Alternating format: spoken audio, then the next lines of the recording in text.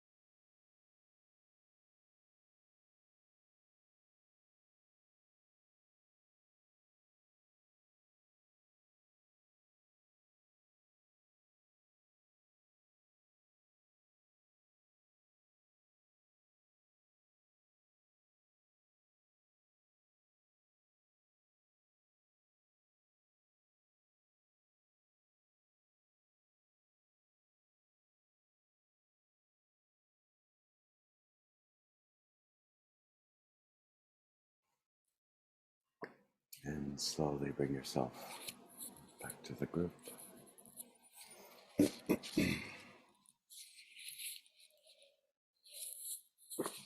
So,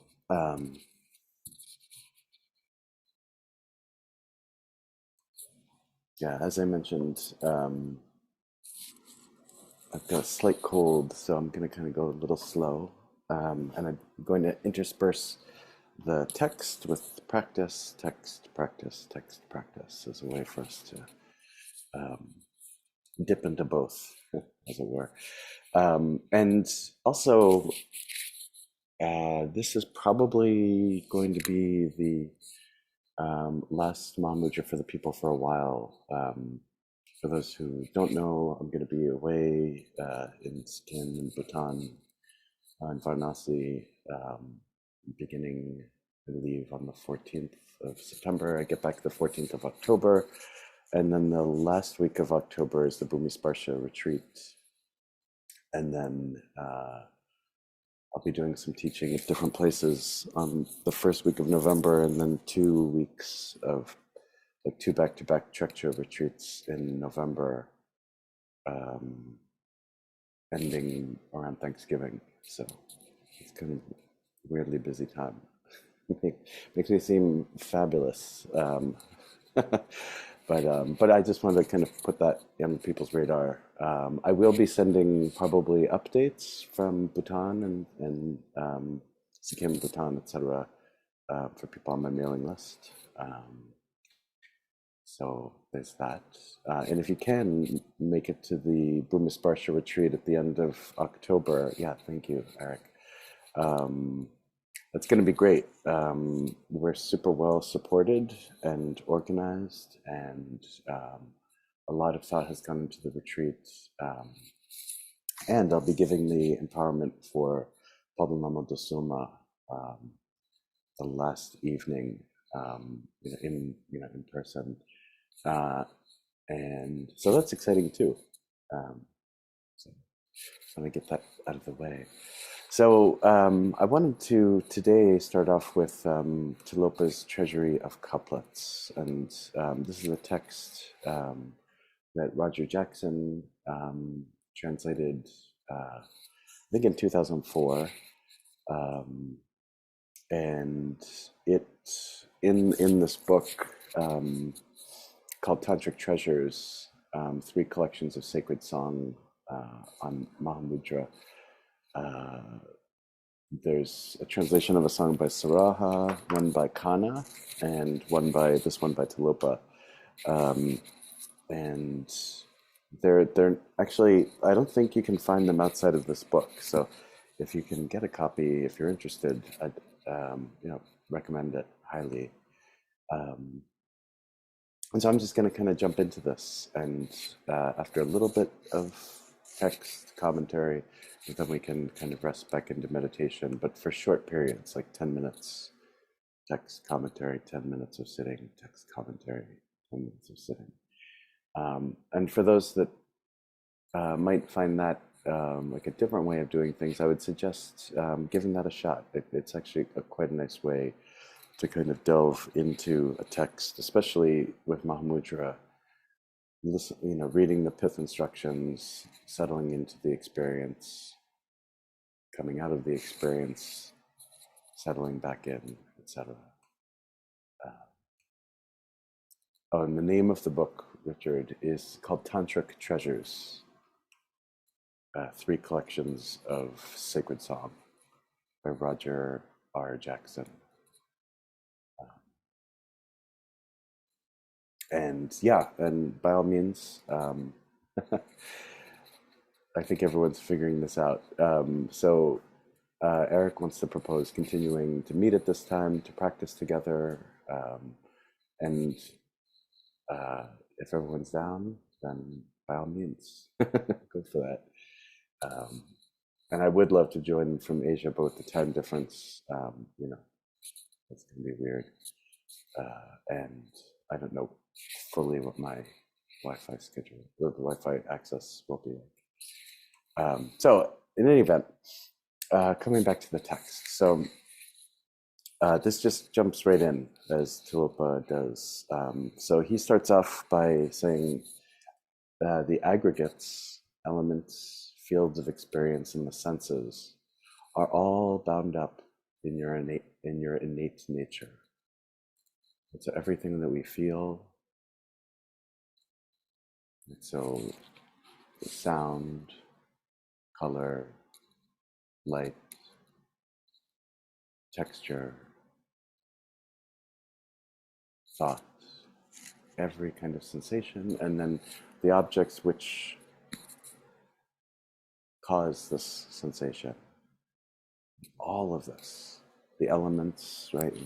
This is actually also quite important, right? The elements, fire, air, earth, water, space as well. All of these are bound up in our innate nature. So in this moment, in every moment, we're constantly experiencing all of these. Right? The four elements, we experience them externally, we experience them internally. And if you study a little bit of Soa Rigpa, you'll see how the water element arises in the body, how the fire element arises in the body, the earth element arises in the body, the wind element, etc. So this is the ground, right? The ground is constant experience, constant sensation. And so he goes on to say, in the innate, don't ask for existence or for nothingness. Seek there emptiness and compassion, which taste the same. They have the same taste. Emptiness and compassion. Sometimes, the more heady we are, the more intellectual we might be in our relationship to Dharma. We might, start kind of cleaving off into all of these different kinds of differences, right? Wisdom is one thing, compassion is another thing, emptiness is another thing. But his point here is that, emptiness and compassion are exactly the same. You can't have one without the other. Right? And so, in the experience of the innate sensations, thought activity, experience of the elements, etc., right, we don't have to go chasing after, is this empty or is this nothingness? We don't have to preference compassion over emptiness. All of these things, emptiness, compassion, etc., arise from the direct experience of all of these things. It's not separate. We're not adding anything new. And he goes on to say that mind must be killed, destroy it with nirvana, and enter into the undefiled emptiness of the triple world. The triple world being the experience of Sambhogakaya, Nirmanakaya, Sambhogakaya, and Dharmakaya. So Dharmakaya is the absolute, vast, primordially pure emptiness of all things. Sambhogakaya, we could say, is the energetic, expressive field of everything. Nirmanakaya is the actual form body field, the formation. So right now I'm in the Adirondacks and this beautiful forest. And when I look out, I see all of these trees, different colors, pine trees, other kinds of trees. All the leaves and whatnot are blowing in the wind. Different kinds of colors. There's energy here. There's the vast beauty of being here. There's the primordial purity of all experience here.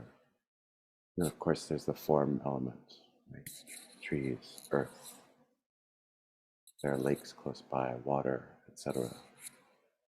And so we can't, here too, we can't begin to divide, right? Settling into this kind of simultaneity of all of these different kinds of experiences. But the mind must be killed, right? This meaning this kind of need to analyze the cogitation of, oh, what kind of tree is that? It's very tall. Oh, there's a short little tree. Oh, is that a deer? I wonder if it's going to rain, etc. Just settling into direct experience. This is how we kill the mind. Sarada says, kill the mind, destroy it with nirvana. He goes on to say, don't disparage unthinking with your falsehood. Hey, don't seek to put yourself in bondage. And so this is actually a really kind of focused, kind of pointing in the direction of this term called the manasikara, which means not causing any kind of mental activity. Right? So when he says, don't disparage unthinking with your falsehood, he's saying, don't disparage the ability to rest beyond thought. Right? And in a very real way, the practice of Mahamudra is resting into the experience of mind, phenomenon, all experiences through our sense faculties, etc., in a way that's in union with this experience of being beyond thought. Right? So shedding this conceptual mind, shedding analyses, shedding looking for difference, shedding for division. I'm thinking a little bit about cell division, right? So if you ever see like microscopic imagery of cell division, right? This beautiful kind of, image of these cells dividing toward infinite complexity. And what Slopa is asking us to do is come back to the root, right? Come back to the basic experience of mind beyond thought activity, beyond all this division. So when he says, don't disparage unthinking with your falsehood, hey, don't seek to put yourself in bondage. It's the way our mind will chatter, like being with somebody in a beautiful location who can't stop talking about everything that they're seeing. Oh, look at that. Look at that. What do you think of that? Look at that. What's that?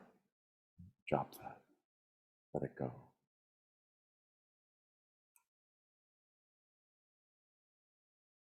And then Tilopa goes on to say, when spacious mind joins with the bliss of sameness, then senses and their objects no longer appear. This is a very beautiful point, right? When the spacious quality of mind merges or joins with the bliss of sameness, or the joy, perhaps you could say, of understanding the similitude of all things, then senses and their objects no longer appear. This is settling into one taste. This is settling into profound intimacy. Right? So wherever you are right now, stop and look.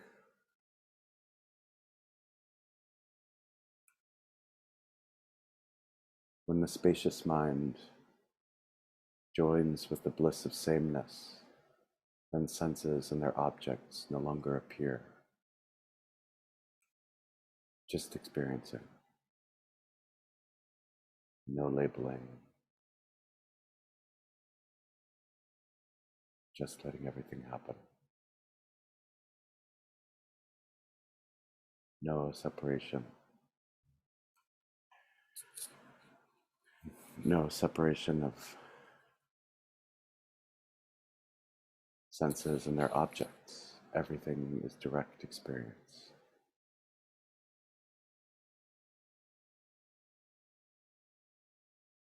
He goes on to say that this is without a beginning and without an end.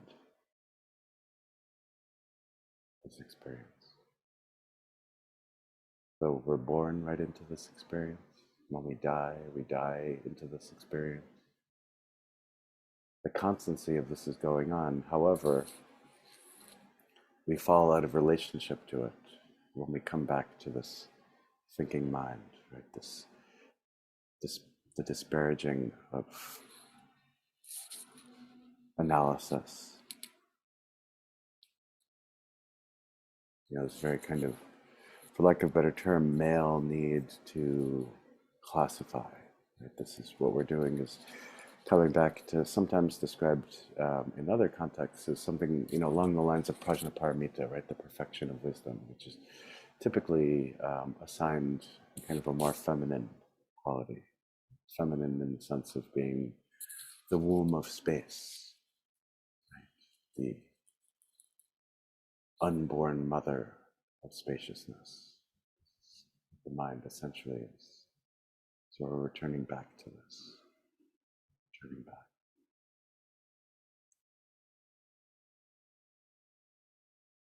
And he goes on to say it's without a beginning, without an end. At the precious Guru's feet is the non-dual declared, where mind has died, breath completely dissolved, the self-aware fruit of the real. To whom can it be told? And so, in our very kind of limited religious way of thinking, we might say, oh, at the feet of the human guru, right? Where the feet of the precious human guru is the non-dual declared. And this is not what he's saying. He's not saying, go run out and go find a human guru. The ultimate guru is the direct experience of mind. And of course, the realized beings help point this out. But this can also be pointed out by resting into the direct, non-separated experience of seeing and that which is experienced. This is the guru as well. This is the guru that's available to all of us. You don't have to travel to Sikkim or Bhutan or Varanasi, Sarnath, anywhere. This is available at all moments, and we find this, reiterated constantly, especially in the Karmakaji tradition. With respect to Mahamudra, where appearance is pointed out as the ultimate guru, mind is pointed out as the ultimate guru, direct experience is pointed out as the ultimate guru.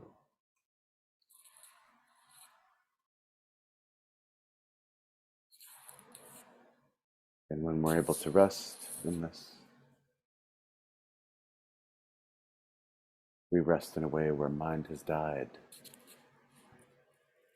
We say the conceptual mind has died, the analytic mind, the mind of comparisons, the mind of, sometimes it's said, the mind of this and that. Breath is completely dissolved. It's this constant, frenetic, blah, blah, blah, blah, blah, blah, blah, blah, blah, blah, blah, blah, blah, dissolves into itself. And the self-aware fruit of the real arises. This experience that's beyond words. This beauty that is just transcendent and ordinary at the same time. Because we can experience this in great urban areas, we can experience this out in nature, we can experience this as we breathe our last breath, we can experience this as we breathe our first breath.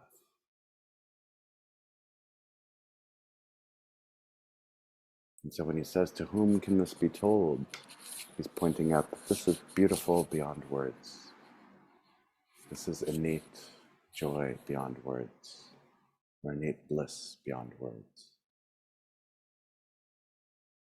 This is loving perfection beyond words. And this is our true nature. And then he goes on, being the Mahasiddha that he is. Fool, he says, the real eludes regular folks, and scholars can't approach it. But if you're blessed at the Guru's feet, how can mind not approach it? Right? So put down your religiosity, put down commentarial literature, and get into the car of direct experience. Just relax into that. Settle your body, settle your gaze, allow your breath to relax, allow your mind to relax. This is the source of this. It's not collecting text, it's not, debate. This is simple.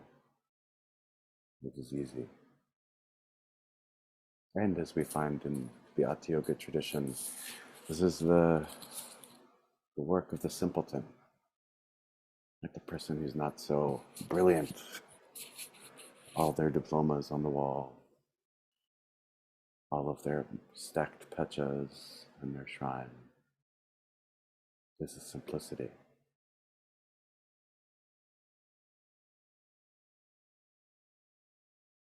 Easy breezy simplicity. So in this moment, let's take 10 minutes, right? And we can rest into this easy breezy, self-aware simplicity.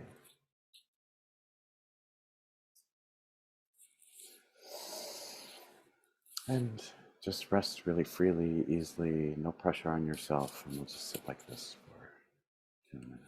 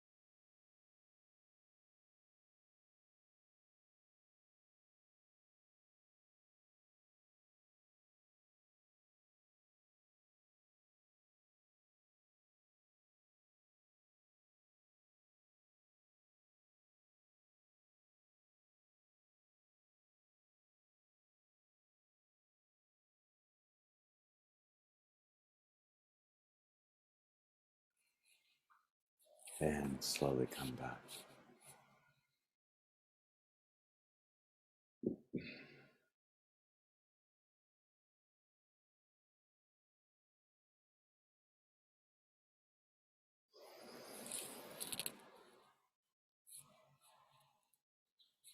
And then Tilopa goes on to say, self-awareness, fruit of the real. Tilopada is saying, what falls within the range of thought is not the ultimate. The real can't be shown by the Guru's words, so the disciple cannot comprehend. The fruit of the innate tastes ambrosial. Who teaches the real to whom? This is not the product of conceptual academic learning. It can't be pointed out with those kinds of words. It's not pointed out in that way. What falls within the range of thought is not the ultimate. The real can't be shown by the Guru's words, so the disciple cannot comprehend. The fruit of the innate tastes ambrosial. Who teaches the real to whom? When thought is pacified, and thought and breath melt into sameness, every detail is rejected there. The triple world has come to rest. Just resting, relaxing into this union of emptiness with appearance, emptiness with sensation, appearance with sensation. Everything begins to blend. Fool, you must know your inmost nature. Then you'll cut the net of ignorance, every strand of it. In the innate, purify well the mind in this very life.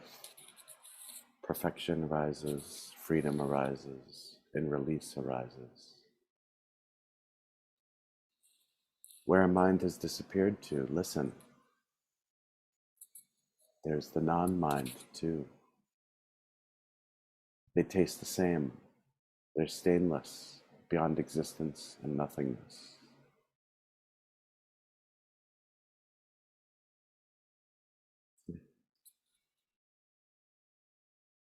Where the mind has disappeared to, listen. There's the non-mind too. They taste the same. They're stainless, beyond existence and nothingness. In this very life, clearly and well, you'll gain perfection. Where the mind is becalmed, the triple world dissolves. So coming back to this idea of amanasikara, letting everything settle beyond thought. In some schools of Vajrayana did not like this idea of amanasikara. Where the mind is becalmed, the triple world dissolves. When self and other are the same, you become a holy Buddha. Mind enters the realm of space and dissolves. Then the five senses and their objects, the aggregates and elements, enter within and are gone.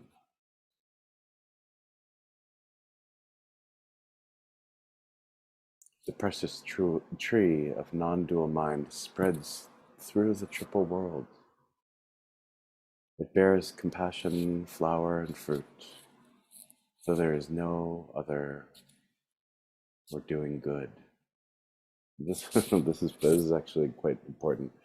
Right? The precious tree of non-dual mind spreads through the triple world, right? Through all of the different ways we experience the world, Nirmanakaya, Sambhogakaya, Dharmakaya. It bears compassion, flower, and fruit, though there is no other or doing good. And this is an interesting point because I think that in our contemporary modern world, we're so focused on doing good. I must do the good.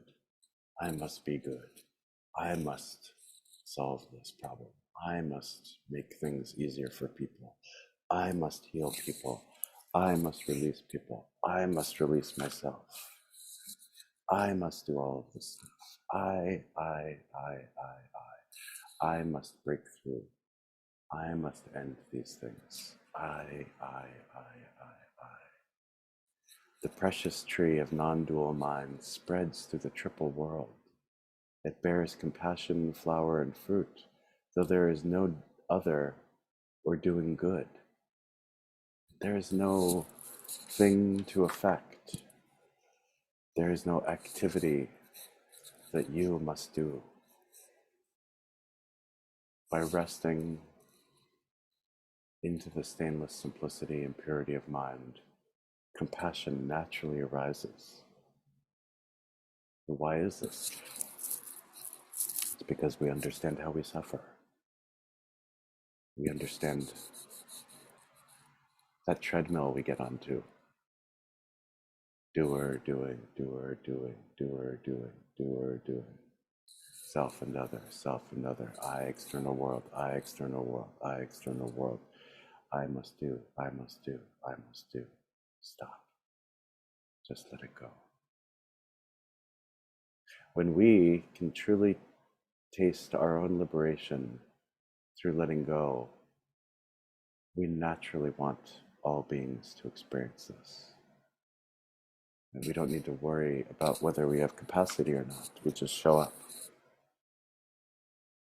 There's nothing external to add. There's no download, zip drive somewhere where you get all the skills that you don't have. They're all there. From before we're born until after we die, everything is there. Slopa goes on to say, don't be confused about self and other. All are unceasingly Buddha. The triple world, the stainless, utmost place, mind quite naturally pure. Every aspect, moving or motionless, is empty and unadorned. Don't analyze. If you think, this is the self, this is the cosmos, how will you waken to mind that's naturally stainless? I am the cosmos, I am the Buddha, I am the unadorned, I am unthinking, I've broken existence. Thought is the Lord, spaciousness the lady. Day and night, they're joined in the innate. Hey, don't get confused about birth and death. And in your inmost mind exists there unceasing. Birth and death. I've seen this countless times, over a decade now of being with people who are sick or dying or worried about their impending death or breathing their last or just died or held my hand and died or the loved ones of people who have died. Don't get confused about birth and death. And your inmost mind exists there unceasing. It is beyond birth. It is beyond death. You are beyond birth. You are beyond death.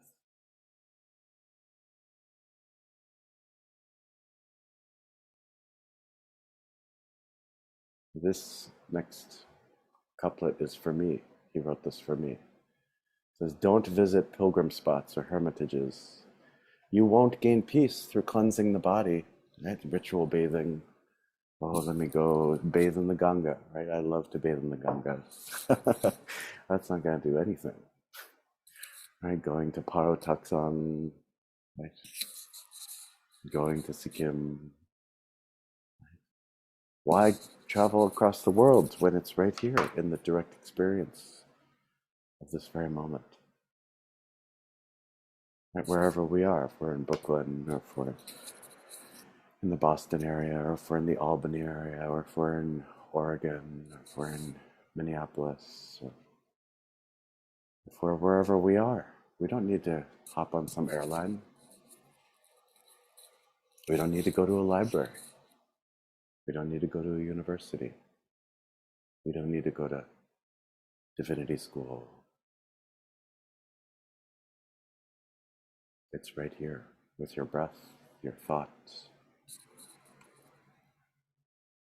It's in your death, it's in your birth.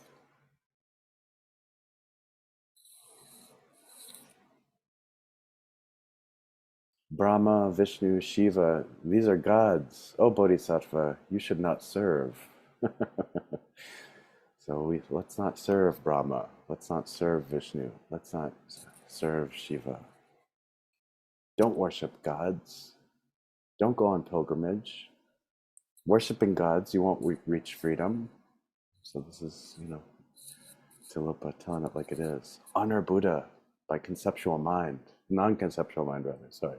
Honor Buddha by non-conceptual mind, right? Resting into this.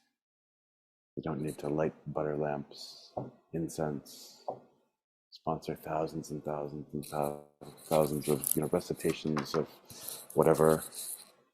We don't need to go build gompas. We don't need to go on pilgrimage, etc. Hey, he says, don't get stuck in existence or nirvana. Don't get stuck. You'll get sticky.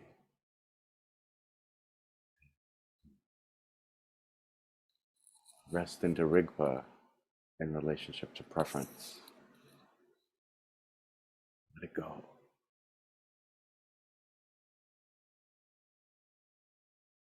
Fixed in the union of wisdom and method, surely you'll perfect the unsurpassing.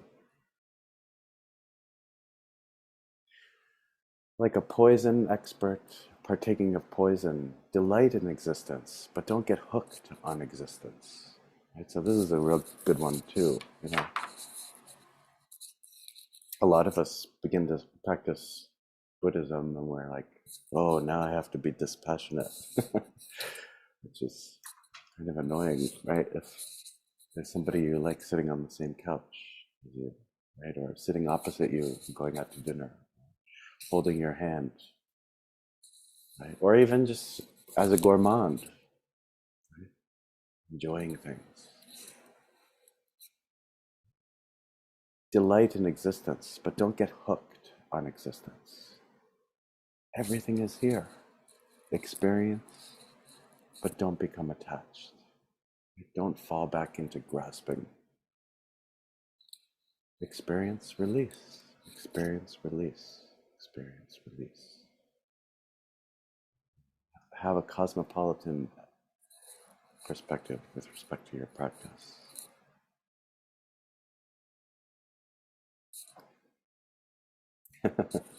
So this is, written in a particular time period, etc. So I apologize for this. Yogin, don't disparage the physical woman. Through her, you'll know what moments and ecstasies are. So again, we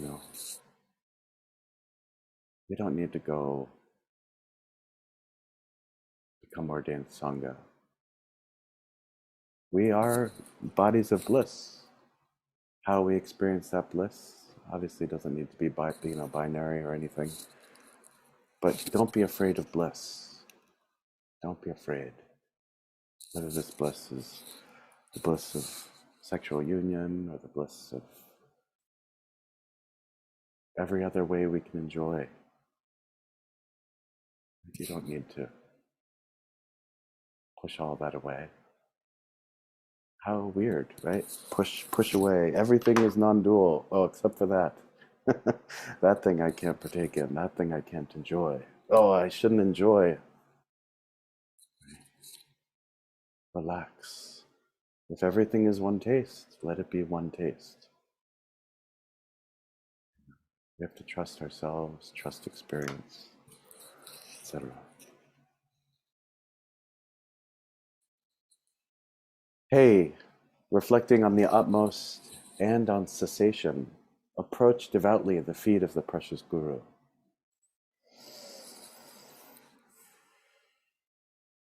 When you know just what utmost ecstasy is, at that moment you'll awaken to the innate. And then there's a lot of code in this, right? So on one level, perhaps he's referring to karma mudra. On another level, perhaps he's relating to tuma. Another way, perhaps he's related to the natural bliss of recognizing non-duality. And really, in an ultimate sense, you can't divorce the three of these, right? It's not that one method is better than the other.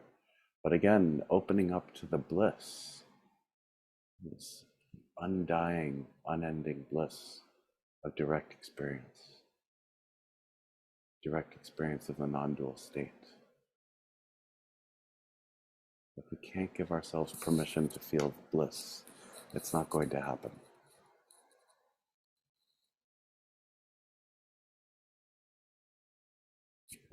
But, you know,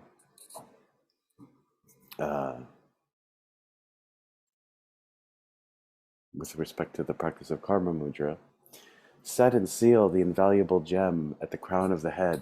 Do this through a passionate woman's embrace. So I'm not going to get into this so much, but this is a reference to karma mudra, right? This kind of yogic sexual practice, right? And it is recreated in different ways, recreated to the practice of tumal. Right? And this is this yogic process of mastering the tigle, right? This kind of seminal drop of consciousness. There's one, the father element at the crown, there's the mother element 4 fingers below the navel. And in the practice of both karma mudra and the practice of tumal, you're bringing them together in a way that produces this innate bliss, this bliss that overwhelms the conceptual mind. It overwhelms our constant comparisons. It overwhelms our anxiety. It overwhelms our discursiveness. It overwhelms the constant appearance of separation, right? Leading us to this very open, relaxed, passionate state. Right? And I think it's important. A number of years ago, I was at this conference of Dharma teachers, and I was sitting next to somebody, and we were both kind of, just taking notes of what was kind of arising in our mind. And both of us happened to kind of hit this nail, so to speak, about, the erotic nature of awakening, right? And it's erotic in the sense of having this deep, passionate, blissful relationship to mind, breath, light, color, sound, sensation, etc. Everything is of that nature. Right? And we can be self-abnegatory, right? Preventing ourselves from feeling, preventing ourselves from letting go into this one taste, right? Which is actually kind of this deprivation. Or we can relax directly into this. And to this point, Tilopa says, when you know just what the moments of ecstasy, the moments and ecstasies are, you'll be proclaimed a yogin or yogini in this very life. Right? So when you know just what the moments and ecstasies are, you'll be proclaimed a yogin or yogini in this very life. Letting go of fear, letting go of fear of feeling good, letting go of fear of feeling complete, letting go of fear of being whole. This passionate holism. No separation between you and the air, you and the light, you and the sound, you and sensation.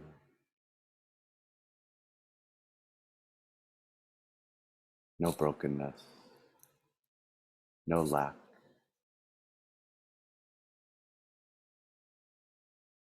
no loss.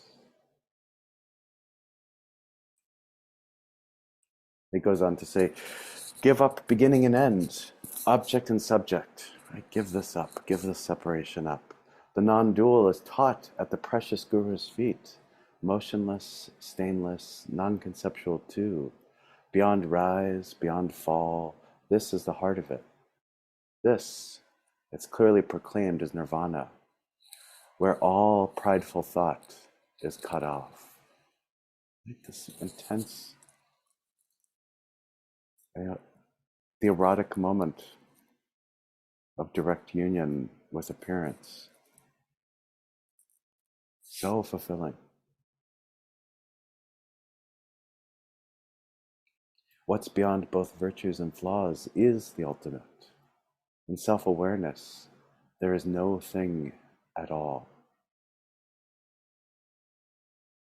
Beyond virtues and flaws. I can't speak for other countries, but in the United States, all we do is battle all the time, between virtues and flaws, virtues and flaws. Oh, this person is virtuous. I am virtuous. That person is flawed. I am flawed. I am terrible. That person is great. This system is good. That other system is bad. What's beyond both virtues and flaws is the ultimate. Letting go, release, easing out of, relaxing into. In self-awareness, there is no thing at all. There's nothing to point out. There's nothing to compare. There's nothing to judge. There's nothing to hate. There's nothing to feel bad about. There's nothing to feel anxiety about. Give up mind and non-mind forevermore. Right? Stop dualism. Stop the separation. Hey, make your abode in the uniform innate. It isn't born, it doesn't die, it has no root or top. It comes and it goes. These terms do not apply. But when the Guru's teaching with the Guru's teaching, it enters your heart. So I'm going to repeat that. It doesn't born, it doesn't die, it has no root or top. It comes, it goes, does not apply. But with the Guru's teaching, it enters the heart. And the whole point of this is not, join a cult, sign over your life savings to the cult, go buy a, Mercedes or a Porsche or Rolls Royce for the cult leader. Right? It's not that. It's not give up your agency. It's not that either. It's not go lay down, prostrate yourself at the feet of, some cult leader. Right? But what this is saying is, with the Guru's teaching or the teaching of the person who has tasted this, right? The person with experience. The same way we, go to a doctor, theoretically trust doctors because they know what they're doing. Or a dentist, like I'm not going to go to a cobbler if I have a problem with my teeth. Right? You go to the specialist. Right? And whether or not it's some kind of classical guru, some Rajneesh kind of guy. Or whether it's like, some person who's just a babbling fool like me, right? The only point is that whatever the words are of whatever this person is, if they help us to transform our experience to be able to rest freely and openly directly into the experience, that's the point. The point is being pointed out. Right? We don't need to make a big deal over whom it is. We don't need to make a big deal out of how famous they are. My root teacher, was a completely anonymous Sikkimese nun, and that's one of the things I love about her being my root teacher is, all of these monks, a great deal of monks held her in very high regard, right? But a lot of other ones thought, oh, who's this woman? What does she know? This nun, right? I've studied with so-and-so. I know this and that, but this is about chemistry, right? The sound of the teacher pointing out words. The prideful will never go to the nun. They'll never go to the ani and sit at their feet, right? But the people who, don't care, don't need, Mr. Shiny Person in a big, great monastery sitting on a big, high throne can experience the innate talking to anybody. So mind is drained of all color, lacking a shape, yet fulfilled in every appearance. Again, I'm looking out this window to this nice Adirondack forest. Every shape is a reflection of the primordial purity of mind, whether they be leaves or bark or boulders or pine needles or pine cones, sand, then in the space, table, chair, plant, light, ceiling fan. It's in every single thing. Going back to this point of not needing to go to Sikkim, not needing to go to Bhutan, not needing to go anywhere, Varanasi. It's drained of all color, lacking a shape, yet fulfilled in every appearance. Quick, kill the thought that is not rooted in mind. Thus the great seal, stainless in the triple world.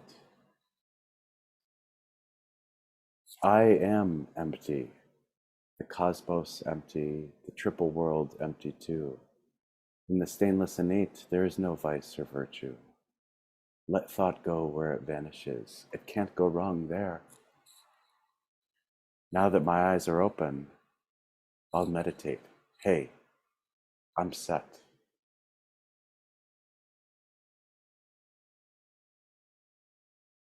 And that's it.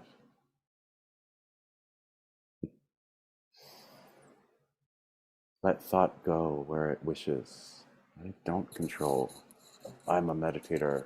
I'm getting a headache because I'm serious all the time.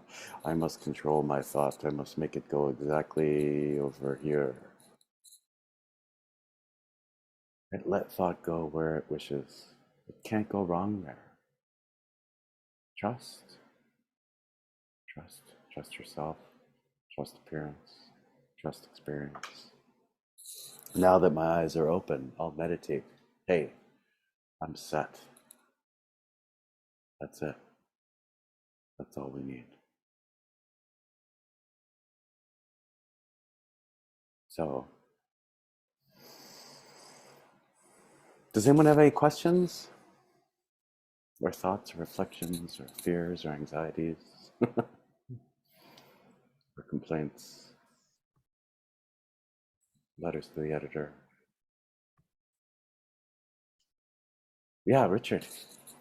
Yeah, can you hear me? I can, yes. Yeah, this is not a question; it's a thought, really, and that is just as compassion or feelings of compassion seem to arise out of meditative activity. It's been my experience that a profound sense of the erotic also does that. It's like almost like a natural product of that activity. And I don't mean erotic in a sort of explicitly sexual way, but I mean, I think, was it Mapa who said, I saw space copulating with itself? Yes. Is that kind of, and for me, the place where it happens most immediately is in my garden. When I watch bees and insects plundering flowers and flowers opening up and welcoming them, and the warmth of the sun and the sort of vivid greenness of plants, like almost growing in front of my eyes. It's unavoidably erotic. I won't go into any more detail. Thank you. Getting me all hot under the collar. Yeah, I mean, I want to invite everybody to kind of just consider this, right? The erotic nature of just sitting in direct experience with appearance and just, if you do anything for the next 2 months, do that. Um, and I think to your point too, Richard, I mean, even this idea of resting into ease, right? We can't rest into ease so easily when we're not letting ourselves be lovingly at ease with everything. It's kind of like caressing yourself, right? As you caress yourself, caress your shoulder, your back, your arms, right? If you recoil, right, right, it's hard to be free. It's hard to be present. It's hard to be truly at ease. And there is something about this, again, the exhaustive quality of this erotic experience that causes the hardness and the harshness of conceptual mind to just melt away. Yeah. And to consider, the erotic nature of light or color, or the erotic nature of sound. And yeah, it's not all AMSR, or, it's like just that profound intimacy. Yeah, like the breeze on your skin, just really extraordinary if you're right there. Yeah. Yeah. Or the smile of somebody who knows what you're talking about. Yeah. Yeah. Yeah. Oh yeah, thank you, Eric. I have a question. Yes, yeah. So, how when we talk about, how when we're talking about dissolution of the conceptual mind, often or maybe I speak from I had the belief or the concept that it is supposed to be something beautiful and powerful. And I want to present that dissolution can come with a lot of conflict. It can come up with a lot of confusion. It can come up with a lot of uncertainty, because we live in a world that is extremely conceptual. And I just want to share my experience of the dissolution of the self. Like, who am I? What am I? I was 5 years old when we were told, I am a girl, I am this, I am that. And as you continue on this path, as I see all of these concepts falling away, with it comes a lot of uncertainty. And I'm finding ground, like continuing to sit, continuing to allow that uncertainty also to dissolve, because it is impermanent like all other things. But I just want to say that how the concept of dissolution, nirvana, bliss, is all in itself so freaking bullshit. I'm sorry for swearing, but this is my realization. And yesterday I had a very powerful experience in transforming and applying this dissolution to how I define my relationships. Allowing the concepts of what partners, spouses, friends, all of these things are meant to signify for us, and to center, for a want of a better word, love or compassion. And that was grounding in a sense. So prajna, paramita, all very good. Dissolution, all very good. But I just want to say that it's not like la, I'm now, so free. Because being free in a world that is completely interested in caging us can be very tumultuous. And I'm looking for you to say something very calming to me right now as I go through this. I absolutely loved today's session. It felt almost like a transmission for me. And I'm so glad that I made it, considering we're not going to be here for 2 months. Yeah, no, thank you, Ekta. So,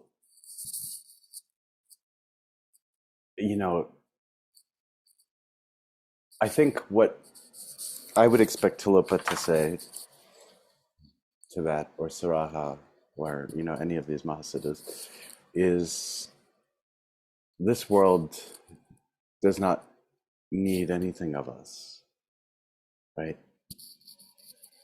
there is, yes, there is harm. Yes, there is control. Yes, our systems are unjust, etc. Right? And even still, the mind is empty. Even still, our breath is bliss. Even still, there's eroticism in that. You know, um, you know, you could almost imagine, or I could imagine, Suraha saying, "Hey, fool, justice? What's that? Let your mind rest into the natural, unfabricated freedom of who you actually are." You know, and this is hard. It's hard, especially when, you know, in more contemporary culture or cultural kind of elements of faith, there's a justice component you find like in the Jewish tradition, Christian tradition, Muslim tradition, Hindu tradition as well, right? To do, you know, and I'm not saying the Buddhist tradition doesn't have this because it has the whole bodhisattva ideal, right? But again, you know, kind of going back to Shantideva, like, you know, we can either cover the world with leather if we want to walk everywhere, or we could cover our own feet, you know, and this is kind of that, you know, it's the oxygen mask on the airplane kind of thing. We need to put this on ourselves first, you know, and when we are able to transform our own vision, we are transforming the universe, right? And yeah, sometimes that doesn't feel like enough, right? And then that then becomes the nexus of where to practice, right? What is enough? What is cessation? And to your point, yeah, I mean, like, you know,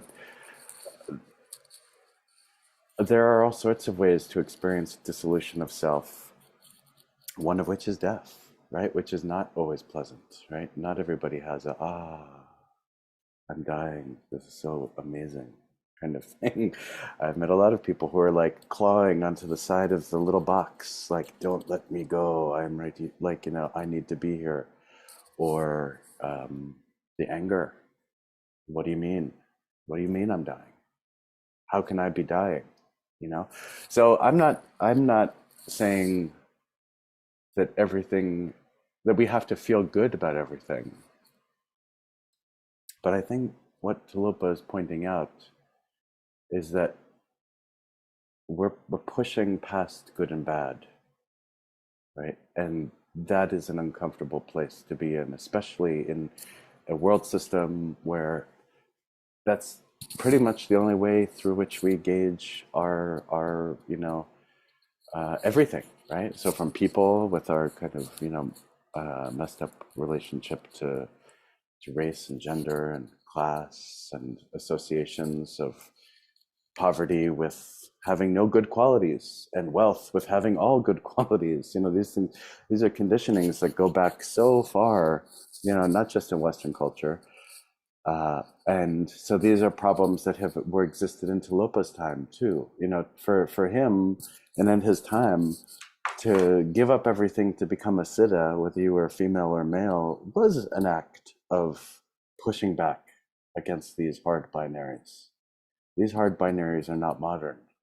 You know, these hard binaries, I would suspect, are very hardwired into what it means to be human. And so Tilopa is asking us to swim against the stream as humans, which is, you know, sometimes feels wonderful and other times is a lot of work, you know, and maybe we even question the utility of it. Thank you. What I'm taking away from this is that, you know, I was just feeling sad and troubled by the fact that we live in this world that is caged. But right now, just as you were speaking, what came up for me is I can recognize what is dissolving because of what is not dissolved. So they are again in juxtaposition with each other. I cannot have the dissolution if I don't know what was you know, solid, right? Like, or what was thought of as being solid. So this is what I'm taking away. And yes, the disillusion of needing for it to feel good. And it's, so I wasn't I just want to say that I was enjoying this because it was really good. And it also finally sunk in that it's okay if it doesn't feel good. We are dissolving the need for it to be good. And it will not feel good because I'm not Buddha right now. I'm not sitting in a forest under a tree. I'm living, I'm working, I'm in relationship with people who think that they have a very solid self. And it's bound to bring up stuff. And I hold my suffering in with Prajna and Paramita both. And so that's what I'm taking away. I absolutely love this. I'm going to bookmark this session of ours and listen to it repeatedly. Thank you. Yeah. Thank you so much. Yeah, I mean, I once heard somebody say that, like, awakening has nothing to do with being a more organized person. It doesn't have anything to do with being able to, this was said by somebody, this was a while back when people had checkbooks to balance, right? It's not going to make you good at balancing a checkbook. It's not going to make you perform better at work, right? And like, in this way, we have to confront these kind of more modern ideas that are also justifications around awakening, right? In the sense that we in contemporary times will justify, spiritual practice because maybe it will make me, a better person, right? Or maybe it will make me better at work, right?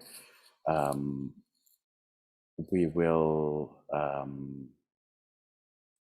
make us more whatever we're not, right? This has nothing to do with any of that, right? This is about resting freely into the experience of yourself as the cosmos. There's this couplet that is just up on my page now. I am the cosmos. I am the Buddha. I am the unadorned.